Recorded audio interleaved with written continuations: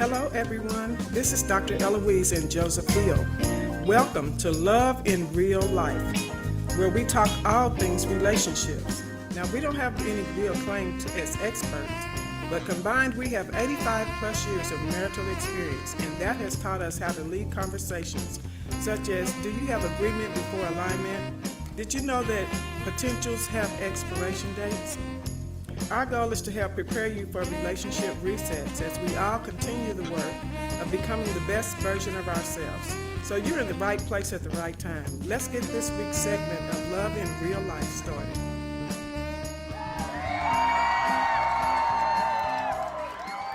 Lovers out there in Radio Land, we're so glad to hear you and see you. Hopefully you're joining us by Facebook and checking in on our YouTube page.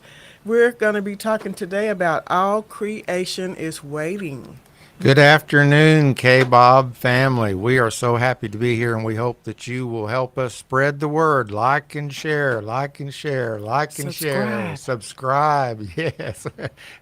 YouTube, Facebook, whatever.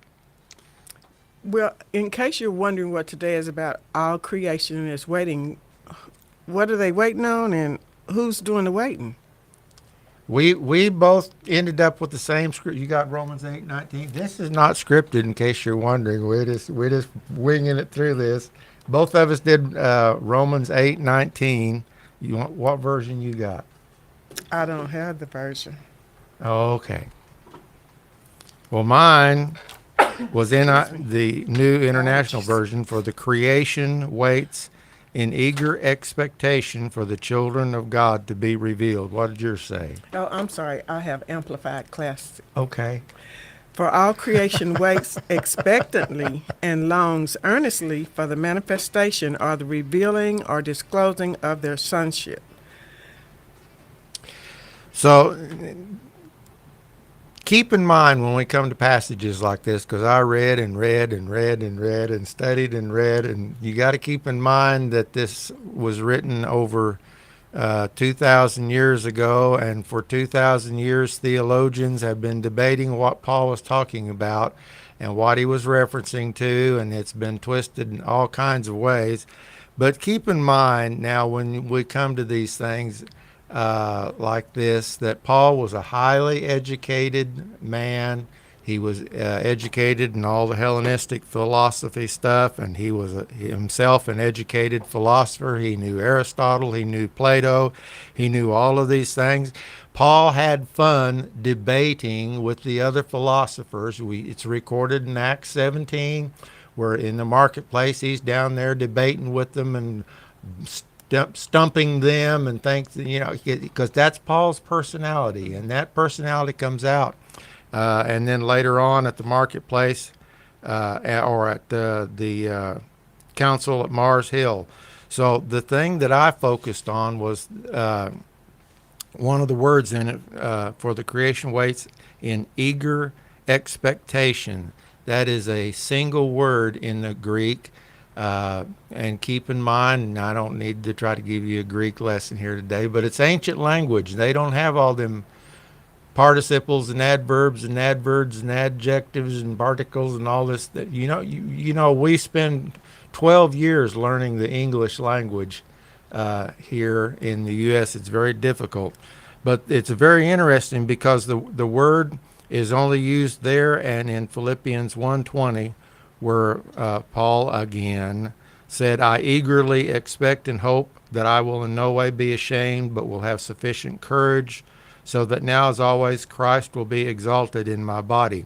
And what the word means in Greek is a literal straining forward of your head to see over the rail at the runners coming. It's an eager expectation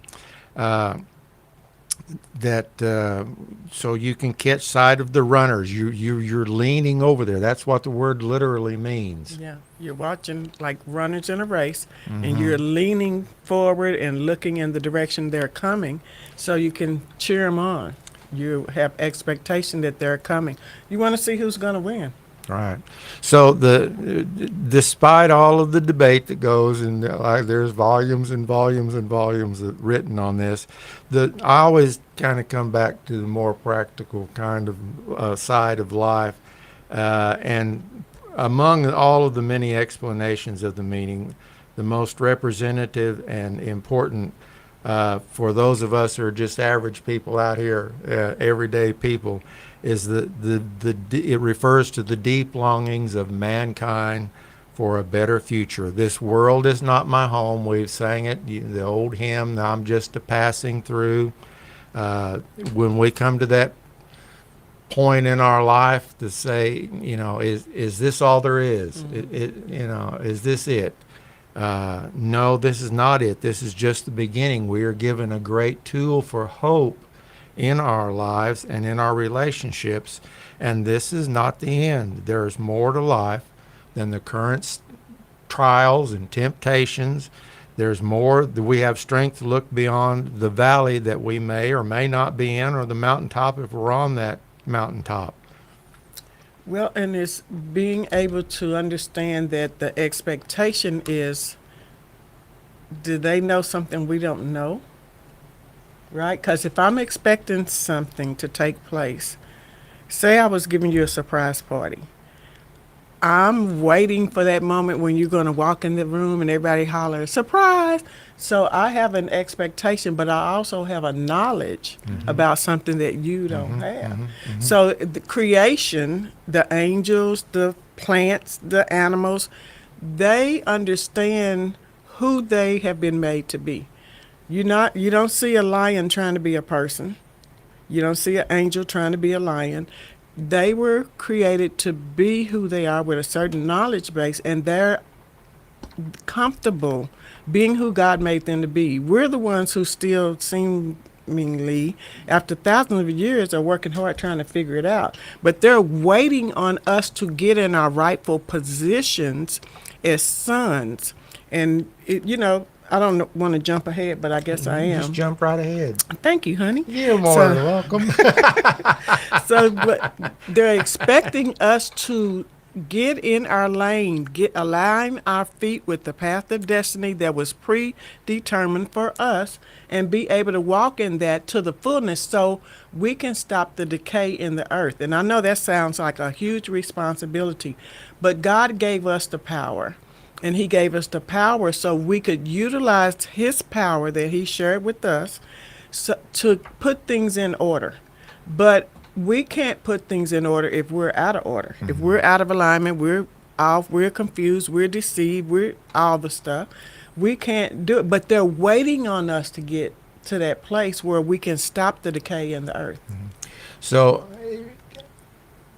outside even of the Christian realm, hope is a thinking process rather than just an emotion, and it has two key components.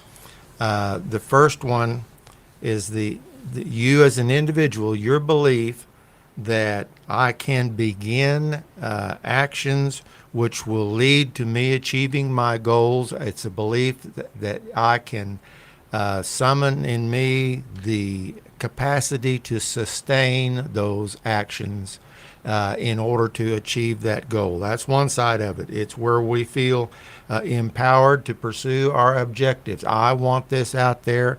I'm going to work. When that brings up the second capacity that we have to think about, and that is the ability to generate multiple strategies to reach those goals. One thing that I thought of when I was working on this was get yourself a journal. And it doesn't have to be, it can be, what's it cost to get those spiral ring notebooks at Walmart? They're $1, $2 or something. It don't have to be anything other than that. Write these things down and think through these things. The ability to generate multiple strategies to reach those goals, whatever they might be. And this emphasizes the importance of planning and adaptability in overcoming the obstacles. Or if you're more digital minded, Okay. you can I text things to myself all the time.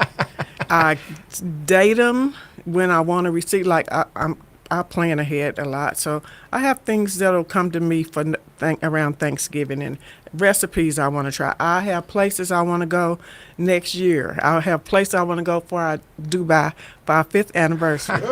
So I text things to myself. So you might not Bobby writer. keeps feeding that. Oh yeah! Every time he says it, oh, I have a moment. Oh my gosh, I can hardly wait. But you may be more digital, so you can text yourself, you can email yourself, you have notes apps on your phone. It's so many ways that you can, and we have voice activation that can record our voice. Yeah, you got to go in and edit until it really learns how you speak as an individual. But we have so much at our access and our disposal today that we cannot make excuses for not recording things and not being able to remind ourselves. That's what it's about, is being able to remember those goals and plans and study them out and really look at them from a pure, honest point of view and say, is this something I can really accomplish? My phone is too old. It won't let me talk into it. We're going to upgrade that phone. We are going to upgrade that phone. My phone. But for those of you who are like me and you're technically struggling, I still take a pencil, and you can see from my notes, if you could see my notes and see inside this book where I sit on the couch in the living room and study and think and pray and write these things out. But get yourself something so that you can keep track of these things. Yeah, that's the main thing. And when something speaks to you, write it down. The whole idea of the scriptures coming, being where it talks about the in Hebrews, was it Hebrews 4:12, I think, where it talks about the word of God is living. It's not dead. It speaks to us as we sit and read through things. God's Spirit, if we're listening, it may be a scripture that we're very familiar with, that we've read through over and over and over, and we read through it, and then something just jumps out and comes alive to us. That's the way God's Spirit works in our lives. And so get yourself a journal or something. Write things down. Yeah. And then, because I enjoy being able to go back and something speaks to me like that, I grab my pencil and I've got another journal. I got 2 that I keep besides this one. But to be able to, I start writing that down, and when something like that speaks to me. Yeah, it's good to record those things and be able to go back, because whenever I go back through old notebooks and things where I've kept notes and things, to remember. Even when we went on that women's retreat at the end of March, one of the exercises was they had us write a letter to ourselves. And then we sealed it up and turned it into them, and then they mailed it to us in 90 days. And when I got the letter, at first I thought, who is sending me this? But then when I read it and everything, it was just a reminder of those things that had happened during that women's retreat. Those things are powerful because I was speaking to myself about myself at that point in time, but I also was speaking into a future version of myself. So when I got the letter 90 days later, to just be able to look at it and see what things had transpired in 90 days was really powerful. I regret that I started doing that when I was in high school, and I still remember the yellow folder I had it all in, and somewhere in all the process of moving and going from house to house and whatever, I lost it, and I really regretted that. But anyway, there's hope, and that's the thing that I saw emphasized in this. And even outside of a Christian aspect, hopeful individuals tend to achieve more and maintain better physical and psychological health compared with those who have lower levels of hope. Hope is the thing that drives us and keeps us going. Even outside of Christian, hope theory is a significant concept in positive psychology, illustrating how a hopeful mindset can lead to resilience and to goal attainment. Well, because hope is one of those things, it can work no matter what your stance is on if you have a relationship with God or not. It's just being able to have an outlook and be positive about life and living. Yes, it is a godly principle. It's like the sun. He said it. It's going to happen. It's going to always rise in the east and set in the west. That's going to be forever. No, you don't have to be a Christian to know that that's going to happen or believe that that's going to happen. It's just going to happen because God set it in place. But it's important that we keep our hope at the front, and you and I both having the kingdom language of hope, to understand our relationship with all of creation. All of creation is waiting on us people to come together, get our act together, and get this thing moving. You know, it's not just about at the end of time when Jesus comes back and you can like rapture or don't like rapture. I'm not getting into that debate. But when everything is in order. But our whole point was we were supposed to be bringing heaven to the earth in what we do and how we move and what we establish and being able to connect with other people. And all of creation is waiting on us to get our stuff together so that we can stop some of this stuff. We got issues and problems and evil prevailing in our world today. It's on us, y'all. And I know y'all don't want to hear it. I didn't write the Bible. I do write things, but I didn't write the Bible. So if you have an issue, you're going to have to go way much higher than dealing with me to get your issue resolved. I'll be praying for you, though. But it's the fact that this is already set, that creation, all of creation is waiting on us, the people of God, to get in our lane, to get in our feet connected with our path to destiny so we can shift things. We have to be able to shift the things. And it's not just in prayer, but it's in some strategy, some planning, some action. All those things work together. Yeah. So, and in whether you're recording it on you're typing it or whether you're writing it and whatever, we're very familiar with the term willpower. Okay, and that is goal-directed determination to accomplish something. But I want to suggest another side of that. So write down willpower. That means I'm goal directed. Okay. And then write down way power, and that means I'm devising multiple strategies in order to accomplish these things. I know I can do this. This is my strategy. These are the things that I can do to. Yes. So when you say way power, because way can be spelled more than one way. Which way are you talking W-A-Y. about? Thank you. So that way it's not, people don't think it's way, W-E-I-G-H. So we are always clear. Well, I didn't think. Well, thank you, honey. I didn't think You're about so welcome. I am your helpmate for real. Well, I need that help. But the way power is the ability to generate multiple routes in order to accomplish these goals. I know I have the willpower in me to accomplish this, and I now need to develop the way power. This is how I am going. This is the plan. This is step one. This is what I'm going to do in order to accomplish this. And this leads us, and of course, we're talking about relationships. So all of this helps us tremendously in whatever relationships. And I'm sure the majority of what we deal with here would be couples or marriage partners dealing with this. But way power and willpower. So say what way power is again. Way power is the capacity to develop multiple strategies to accomplish the goals that I know I'm determined to achieve. Okay. So I can want a thing that's more aligned with your will. Okay. That's the willpower. But wanting it, willpower alone is not enough. Right? That's right. So, and even after I developed the strategy, well, you know it ain't stealing because we's married now.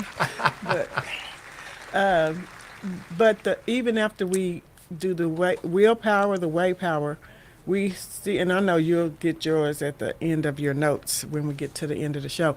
But just you have to have discipline and self-control to be able to implement those strategies in the plan, right? Right. So we have to distinguish hope from optimism, from just wishful thinking or absolute denial. And several comparisons that I thought about making here. Optimism is a general belief that things are going to turn out fine. It'll be all right. Things are going to turn out fine.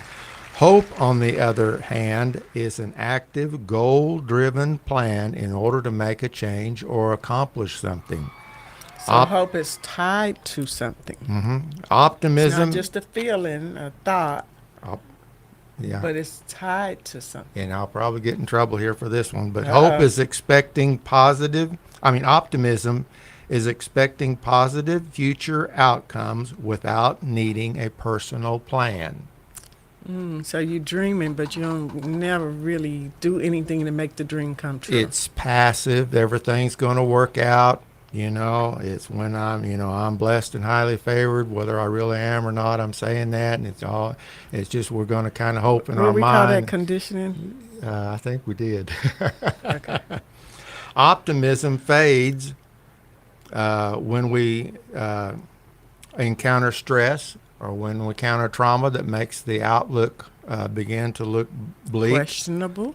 Hope says, I can take steps to fix this. I can change this. I can persist even when it gets tough. I'm going to make it through because I have the willpower, and here's the way that I'm going to do it. Here's my plan, whatever our situations are. Optimism focuses on what will happen to us, and hope focuses on what we can do to change things. So when I got a hope, I have a pivot. Right? Something comes up and it wasn't what I was expecting, but I can pivot from that position and I can shift into another way of accomplishing the same goal. And everything that I mentioned so far has nothing to do with Christianity. These are just strategies. These Again, are just strategies. The sun rises in the east and sets in the west. Would you say that's a Christian thing? Or it's just God has put that in place to bless all of us? Right. And Christian hope goes one step, big step further in that it is rooted rather than in what we can do or what we can perceive. It is rooted in trust in God's promises. It looks beyond the circumstances around us and places confidence in God's providence, God's promises, and God's plan. Christian hope depends on God and not on the circumstances or our outlook in life. So Christian hope always factors God in because it sure. realizes that we as people need to realize this. I don't think we really get it, that we can only go so far on our own. But if we factor God in from the beginning, not going as far as we can and then, oh God, will you please help me out of this mess? No, if you talk to him first and get his strategy and his plan on it, it usually, even though Satan is going to challenge us, because that's what he do, that's who he is. But when he challenges you, the Bible says that the Lord will raise up a standard. When the enemy comes in like a flood, the Lord will raise up. It's not even up to me to defend and protect myself. He always has insurance to get us to the outcome, the goal that he already planned for us to achieve. And we can see, I can see it in the past. Right, It's because easy, hindsight it's is easier. 2020. Hindsight's 2020. It's a lot easier to see as I look back and see and understand, because I didn't know that the thing A or thing B or thing C was going to happen, but realizing now that God had put me where I needed to be in order to deal with this situation or that situation. It wasn't really where I wanted to be necessarily.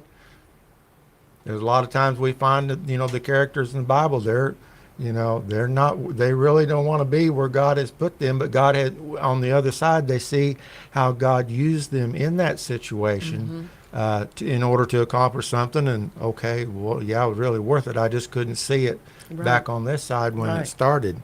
And so hope gives us, even in our personal relationships, and we're supposed to be all about relationships here. And we are. And we are, yes, we are. But there's key functions that hope serves in personal relationships. And the first one that I thought of was motivation and commitment to sustained effort toward shared goals and long-term investment, even when the immediate rewards are low. Say that again. sustains effort as we have hope and we share that hope together in our relationship, whatever. Like I say, it's probably going to be couples and spouses. Or we can deal with the Marriages. singles that are dating and Singles want to that be are dating. married. Okay, I covered couples in Okay, that. okay. Now, it sustains effort towards shared goals. Hope sustains that effort and shows us we can look ahead to the long-term investment, and we can, even when the immediate rewards are low. So we look ahead to see what God is doing. We want, where'd you say? Dubai, saying, yeah. Yeah, We going want to that Dubai. long-term Yeah. goal. Get We're that in not- your mind. We're we're- going to plane a long time. I got my passport. I'm ready to go. Okay, we look ahead and we see that we have this hope that's driving us. Okay, so here's what the next thing is: the steps we take in order to accomplish that, and that gives us that motivation and commitment, and that's with our life partner, whoever that might be. So that is a choice on our part, though. Oh, right? sure. Because love is a choice on our part. And so Sure. love and hope work together. Mm-hmm. They're team partners. They're on the same team playing for the same goal. And so as we work this thing God's way, then we're able to accomplish the things that He had in plan and place for us from the beginning. But our effort is mostly our obedience, right? Oh yeah. So it starts there. But there's still some work that we have to do because we're co-laborers with God Mhm. to establish His kingdom in the earth. So that sustain is the word you use, right? Mhm. So sustain is like a support or a continuation. Mhm. And so you don't, hopefully nobody is. I don't know what, because folks be thinking strange things today. But hopefully you're not getting into a marriage so you can see when I can get out. If I don't get out, then I'm out. No, but you have to be able to be sustained. Like, and you know music because that's really your thing. So the pedal on the organ when they wanted the note to hang on a little That's bit on a longer. piano, not an organ. Piano, okay. see, I tell you, he's the music man. But that note, so Yeah. that it hangs, Yeah. it's sustained, it lasts longer than the regular pedals. And I don't even really know about, but I know I see the footwork when they work, playing them keys and moving them feet. That's the sustain pedal that's under the base of my keyboard at the house. Okay. But just saying that there's some effort. The sustained note doesn't take place without some action on our part, right? You can play the keys. That doesn't get the note Right. to last Right. longer. Right. So when we're establishing rhythm of life, then we have to be willing to do those things that will help to sustain. And it's not a one-time one and I'm good for all. No. It's like salvation. Yes, I got saved when I was 9 years old, but at 72, I still have to renew my commitment to God. Not that I go back and get saved all over again, but every day I renew my commitment to God to be His child, to walk in obedience and servitude to Him, to give Him everything because He gave me everything. I wouldn't have nothing if it wasn't for Him. So, but that's a sustained, lifelong choice. And the same thing is like what brings us into our sonship as adopted children of God. That's our sonship means, that God has adopted us into His royal family, and that we have certain inheritances, we get certain privileges, certain access has been granted to us because He has put in place something to sustain us throughout our lifetime. And all of creation knows that. We're the ones still trying to understand it. Yeah, and the thing that I just keep thinking about, even as we're talking about all this, is we've got on our prayer list that we pray over every day, we've got 3 couples added just in the last few days that are either dealing with domestic violence or need to be reconciled and dealing with marital problems. And these are the very things, this is the very message that they need. They're probably not listening to our broadcast, but I feel like there's some adults. Bobby was talking about our listening audience he thinks it's primarily middle-aged and up, and so that's why I'm saying write these things down, the thoughts and the connections down, because maybe there's someone listening that can share with some of these people that we're praying for, or others. I'm sure you don't have to go very far to find people dealing with this beyond that. And in the same thing, another thing that hope gives us is resilience and coping capacities, because it helps partners and or family members generate alternative strategies when they come into a conflict. We have hope. We can fix this. We can work our way through this when there's stress, when there's some kind of illness, when there's some kind of life transition that we face. Hope plays into that relationship of dealing and giving that resilience that keeps them hanging together. Yeah, and again, realizing you're on the same team. If you're in a relationship with somebody, they are not your enemy. So, but the moment you twist that and flip it and start looking at it as that person that's opposing you, are they coming against me, or they don't like me, or all that stupid stuff, really it's just stupid. When you gather with the girls and we have a husband roast, or when the guys gather at the pool hall and they have a wife roast, and you can no, do something better do with that. your time. Don't do that. Don't Don't fall do into that. that trick, babe, because whatever you talk about with your girls, you still ain't told your man. So how's that gonna help your situation? Yeah, they might can tell you something, but when I listen to a lot of these people out here today, Lord help, it's all about games. Well, don't if you meet somebody and you like him, don't call him for 2 days. What?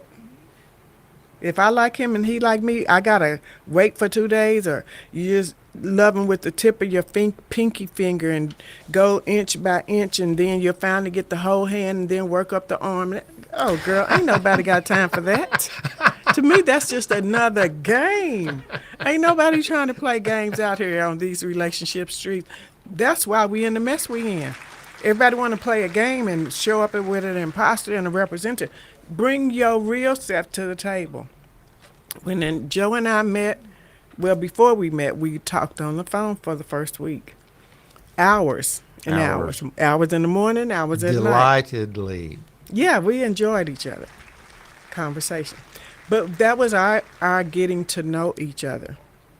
No holds barred, and we were at the age, but I don't want to pin it to an age. I think that we have the capability to really be who we really are, regardless of how old we are.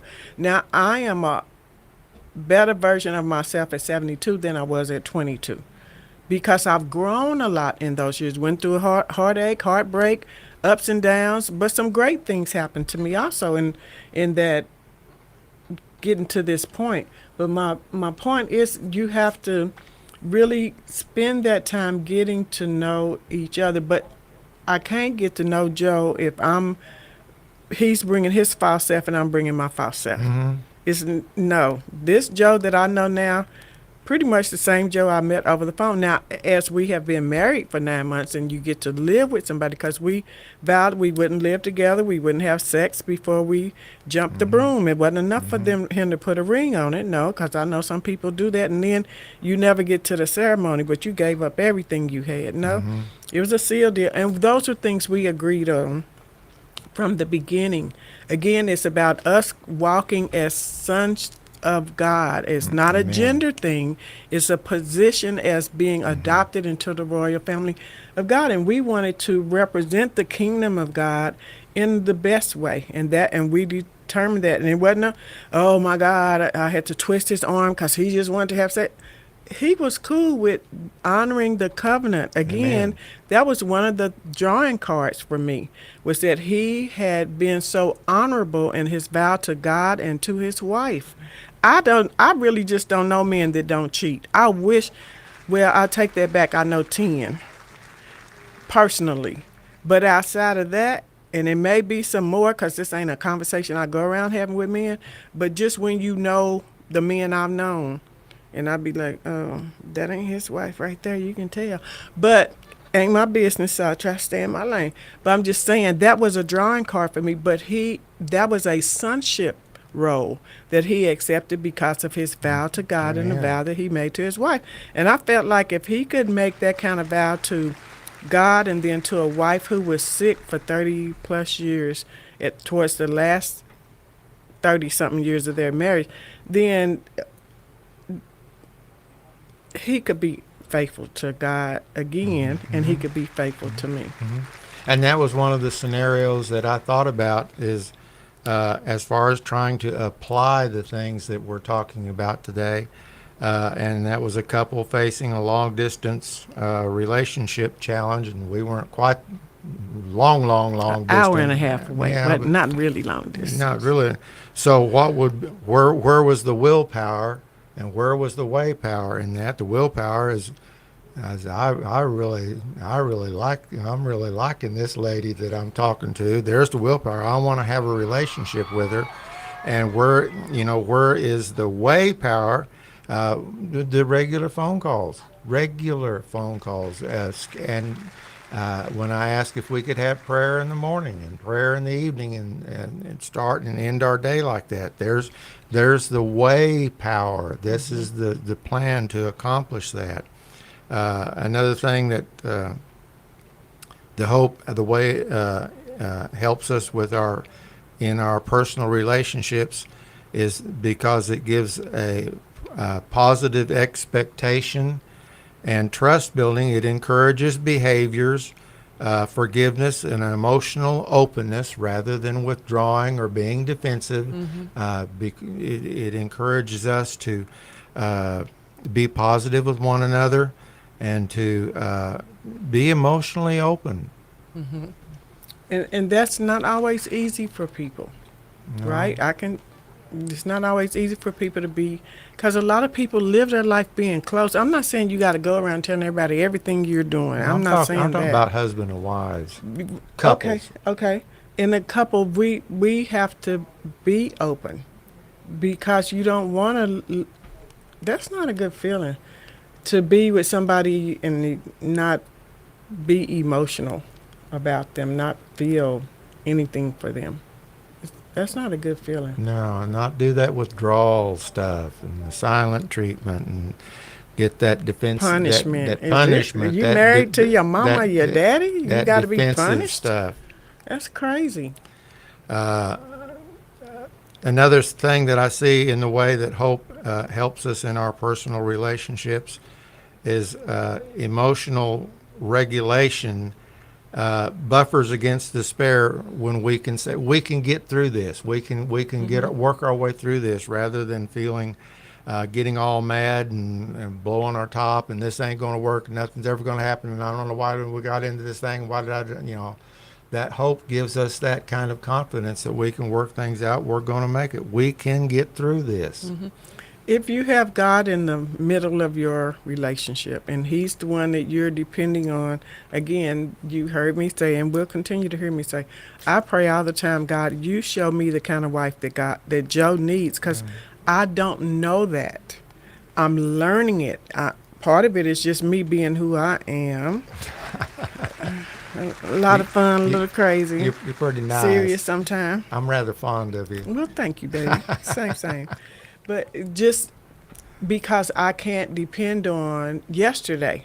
Yesterday's gone. We're not getting that back. But today we've been gifted with a beautiful day that allows me to walk in my position as part of the royal family, if you will, and to be able to express to you the kind of, what is it that you need? I mean, and again, thankfully, Joe is chill. I mean, this dude is real calm, laid back.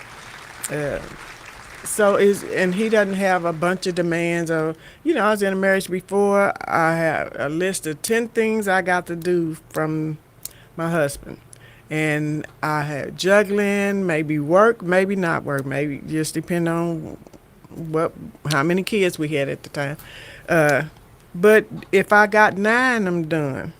But I didn't get that 10th one. It was as if I did nothing, absolutely nothing. And then you go through all the stuff and all the stuff and all the stuff. And it just always made me feel like I had to walk on eggshells. So to be with somebody that's so totally opposite, where he's just so cool about stuff, and he's not sitting around waiting for me to do my chores, and I'm sitting around waiting on him to do his chores. And it's not like that. We are married. We have a house together. We do things together in the home, and it's not like, oh, that's his job, this is my job. Sometimes he'll say, I'll run something out to the garbage can because I don't like to put, like when you cooking fish or you chicken or something like that, and you maybe our trash day is Tuesday, so I don't want to put stuff in the trash can and let it sit to the next week, till whenever, the next time he's going to take out the trash. I would just run it out to the garbage can. He said, well, why did you do that? I could do it. Because I have two hands that work real well. And I don't look at taking out. I was single from 2009 to 2025. I'm sorry, 2000 legally, but I asked my husband to leave in 2006. I couldn't take it anymore. But I had to start taking out trash in 2006 all the way through. So taking out trash is not an issue for me. And he's not mad because I took out the trash. He just wants me to know that I got you in that area. But I want him to know, but you're not in this by yourself. I got you too. Because we don't look at it that way. We are really blending our lives. Now, again, there's certain things like I'm really pretty independent, but I'm trying to learn to incorporate him more. But I can reach on top of the refrigerator and get the deep fryer. I have no problem with that. I've learned how to open the refrigerator, slide it to the front, and ease it right on down. But again, just learning those things about each other. So there's room. I want him to know there's always room for you in my life. I might be pretty independent, but that's because I was single a long time, so I'm learning how to turn off that part of my brain. Wasn't like a light switch. We got married and said I do, and all of a sudden, oh, I'm just sitting up here. You do everything the man's supposed to do. No, I am a very independent-minded, capable woman. So there's things that I okay, baby, can you do this for me? But for the most part, we don't look at it, that's my role, that's his role. No, and I'm grateful for that. Another scenario that I thought of in trying to apply this thing was siblings navigating parental conflict, and that is which one of us is going to let mom move in with us. Oh. So where's the willpower in that? Where's the way power in that? That's a very interesting thought. Yeah. Yeah. Because before we married each other. Fortunately, we're not faced with that situation. No, our parents are already gone. But lots of people are. It could be lower. Yeah, that's true. It could be not That's true. above That's generation. true. It could be the generation under us. And one thing we talked about before we got married was that because my kids had lived with me and his kids had lived with him, that when we first got married, we just wanted time to ourselves, for ourselves. Now, I don't know what the future holds and what's up the road, and we pray everybody is good. Amen. All Amen. my kids, all your kids, take care of your kids. Amen. Take care of your life, Amen. do right things so you don't Amen. have to, Amen. your kids ain't up in question in the system and somebody need to go get them. Let us have our turn, please. Yeah, let us get to at least 10 years without some house guests. We still want to play fun. I'll keep it clean. But yeah, that is a consideration. Who is if there's a sick parent, who do they now, I didn't have a problem with my mom moving in with me. She lived with me when I was married and lived with me when I was single, divorced. But because that was my girl. But I don't know. That's definitely something where you have to sit down and talk about it and make a full circle decision. You got to consider the impulsive, the emotional part of it, and then you got to think about what are the advantages and what are the disadvantages. Who's gonna? Cause caregiving is not a joke. It is a busy job, lots of hands on, and you need other people to step up and take part, and not just one person. As much as I love my mother, it was a full-time job, and I was grateful for the times when she was hospitalized. But even then, she made us pinky swear when we were younger that if she had to, that we would never put her in a nursing home, and if she had to stay in the hospital overnight, that we would not leave her overnight by herself. Now, you can run out in the day and do what you got to do, but at night, somebody needs to be here with me Because when I'm asleep, I need to know it's somebody else in the room with me. And I don't know even really exactly, I never even thought about it to this moment, where that thought might have come from. But I, I pinky sweared it, and I kept my swear. I lived at the hospital with my mama at the end when she was sick before she died, because I promised her I would. But that is a big undertaking, and it changes your life. Yeah. You know, you got to communicate with one another. Yeah, and you can't just say, "Oh, well, it's my mama Joe, and my mama's gonna come live with it." No, that's a discussion. You have a conversation. You come to the meeting of the minds, and I wouldn't think that Joe wouldn't love my mother. I mean, she was a lovable person, but I can't assume that I have a right to bring my mother into our home because this is my mother. That's a conversation. You cannot just do things like that without having a conversation. Right. And another scenario that I thought of was where we need to apply hope, and that is friends recovering from a betrayal, and I call that nursing a grudge. Where's the willpower? Where's the way power in that kind of situation? And I could really go into that and speak on a couple of levels, but I Well, just kind of go be right generic. ahead. No, I won't. Thank you very much. Go, Ella. Go, Ella. I'll be generic, but I'll talk about an old timer. Okay. So, long time ago, when I was dating, and I had a very close friend, and I was young and naive. I've always kind of been open. And I said, "Oh, girl, he touched me right here. It feels like this. He touched me right there. It feels like that." I didn't know you can't share that with everybody. I didn't know. Nobody taught me those things. So I was telling her that I guess she wanted to experience it for herself. So it turned out she was with my man. So, but I didn't know. And I had moved out of that relationship and was with a new guy. But she and I were still close. So when I found out that you been with my man, back then I carried a switchblade. So you better know what was about to go down. But I was like, "You been with my man?" But what I did was, rather than enter into some illegal criminal behavior that would lock me up, I just got a long handle spoon and I pushed her out so far. God rest her soul, she's not alive today, but I pushed her out so far where she could, because you slept with that man, maybe you might try to sleep with this man, and where I didn't cut you over that man since I kind of already moved on, but now I heard about it, I feel a way about it, I want to cut you, but I'm not going to cut you, I'm just going to get rid of you, because maybe you're trying to get with this man too, and so that betrayal is a hurtful thing. Right. So it has. So where's the willpower and the way power in that? Well, I'm still going to be an open person, right? I'm still I'm going to be me. But I don't want to associate with women of that caliber. Okay. Right? Okay. That's a way power. Because I don't want to go to jail. I really don't. Excellent point. Excellent point. Yeah. That's the way you accomplish that. Yeah. That's the strategy for accomplishing, and I can do this, I can work through this. This is how I'm going to do it. I'm not going to associate with that person anymore. Yeah, and with that kind of people. Right. People that, let me see how she moves. Because if she moving a little crazy, then I'm going to have to cut her out too. But yeah. And now there's another thing boy, time goes around here fast.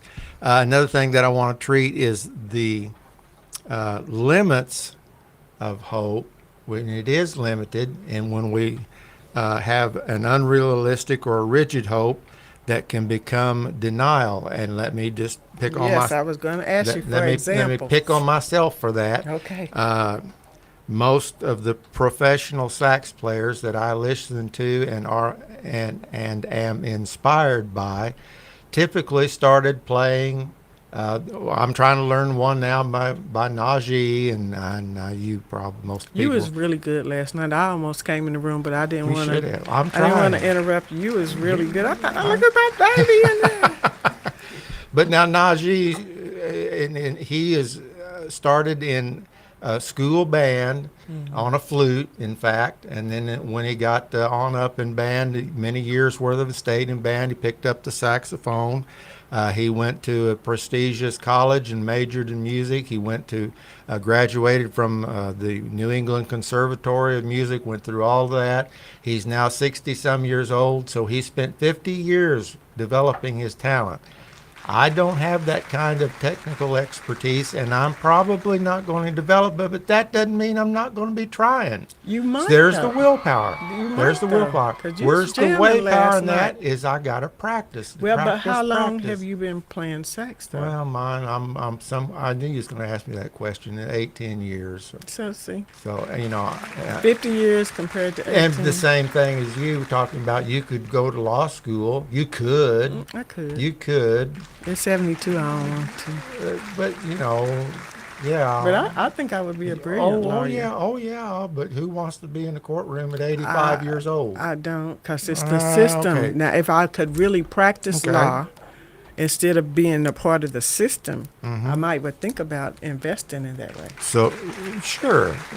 So you're looking ahead and you're saying this would be a hope. But it's not I a wanna real. do more It's fun not stuff. realistic. I want to do more fun stuff. Yeah. It's not realistic. In the same way, with my running stuff, I've backed off the highly competitive end of that thing. I want to be able to maintain. But we have to discuss the limits of hope when it enables unhealthy persistence, is the way I intended to say this. There's a breaking point there. And I spend a lot of time watching YouTube videos and listening to other people who are older and what they have to cope with. And so I got a little sense of community there to go with that. So there are limits. Yeah, it can come to a point where denying reality becomes a very real thing for us when we're really not at a point that you're going to be able. I know good and well I cannot go and compete with Stephen when he runs his marathons and Ironman. I know good and well before we start I can't do it. Well, and I think that's the realistic lens of hope to really say, okay, had I started back when, I would be able to accomplish those things. But on the flip side, I have accomplished more since 2009 than I had in the other years prior. Yeah. Right. So And what was the willpower and the way power in that? I didn't want to slide all the way back down and start at the beginning at 50-some years old. I was having to pivot and be single after being married for 33 and a half years, and I didn't want to have to go all the way back down to where I was at 22, and then no. So God just allowed me to go to school and Build a new life. build a new life, set goals for myself, write 3 books. Write the way powers that said to my friends that I'm not going to go to those 3 o'clock in the morning things. I've got school. I've got the investment. Here's my plan. Here's my strategy to accomplish it. That's the way power that I'm talking about. And was able to get it done. I mean, Yep. I'm a doctor today as a result. It was a lot. It wasn't just easy, but I was excited about it because I got to hit the reset button, and I got to challenge myself to say, you're a smart girl. You can go. You got to know who you are. I know I'm smart. There's the I'm not a motivation. genius, but I'm smart. I kind of, as a child, I was connected to people older than me in the church, in my community, and so they kind of poured into me and opened up a way for me to accomplish a lot of things in my life, and all of it has just been God. I mean, to know that I was able to work for 2 U.S. senators, the governor of Oklahoma, the mayor of Tulsa, it ain't a lot of people that can say that, but God did it for me with no college. So I can't pat myself on the back and say, well, I had a master's or a doctorate when they picked me up. No, I didn't have nothing. And I was straight, honest, on top of the table. They gave me a shot, and I did it to the best of my ability because Mother Hazel taught me at 12 years old to always do your best. Whatever you do, it don't matter if you know people are looking or if not. And today, people are looking You might not know they looking. Do your best, just as a son of God, so that creation doesn't have to keep waiting on us to flip it and change the decay that they're experiencing, that we can pull this evil temperature down. We have the power, but we don't know how to utilize the power. We don't know how to tap into it and get it pumped up where we, like, if you have a patient, if you're in medicine and you have a patient that's having a heart attack and they flatline, that ain't the time to charge the pads. You need them things on 100 or 1,000 when you say clear and everybody stand back. You need to know you're going to be able to charge them up. Same kind of situation. We got to stay in a position where we can keep things charged up because God has given us that power as his children. What sense does it make for us to be able to access the God of the universe and then not take advantage of it, not be able to put that in our lives and use it to the best of our ability to take it to its highest level, even if you get tired and stop on the way and figure out, but I mean, he wouldn't give you his desire to do something if he didn't know you're capable of doing it. He knows that we're capable of stopping the decay in the earth. We don't believe it. That's why we don't try it. So simple habits to build more shared hope in your relationship with your partner, whatever that might be. Number one, first and foremost, top of the line, is daily prayer together. Both pray, not let your wife pray for you. Both pray daily. Very simple thing. Another thing I thought of was the celebration rituals where we lift one another up, where we do nice things for one another, where we encourage one another.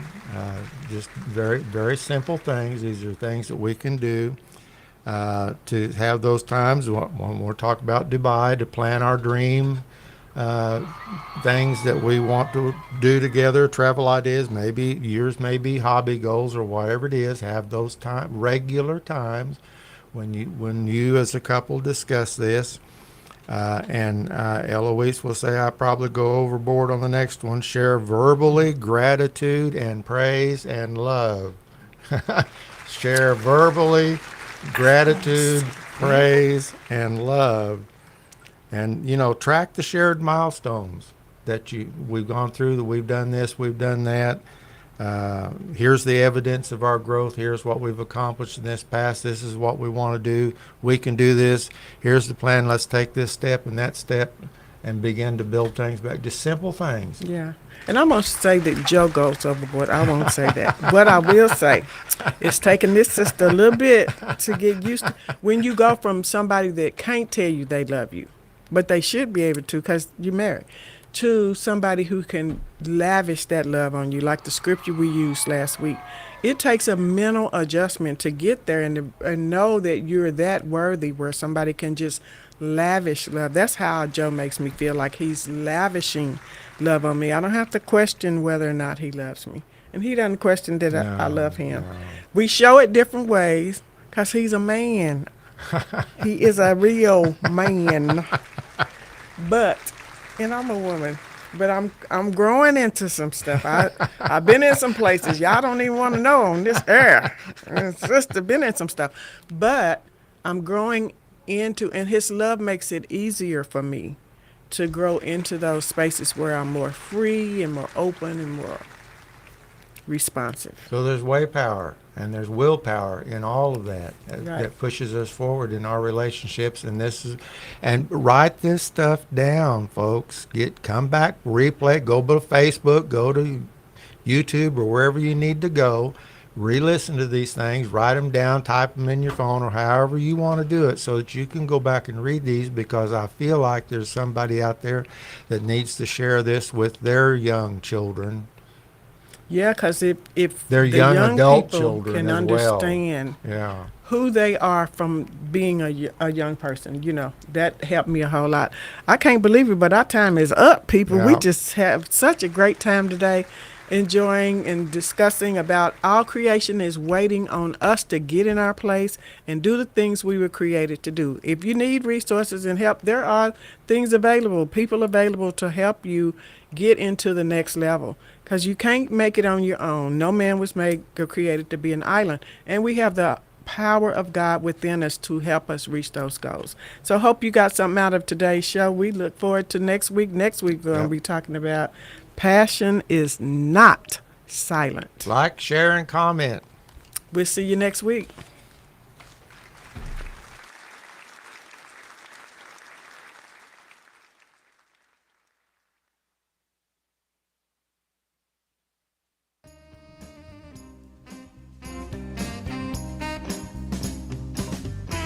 Well, that does it for this week's show. Thank you for tuning in to Love in Real Life. We enjoyed our time together, and we hope you did too. We invite you to join us again next Tuesday at 2 for a relationship reset. Remember to like, share, follow, subscribe, and comment. Our YouTube channel is Dr. Ellouise and Joseph Hill at Hill of Love, or email us at joe.lhill@gmail.com.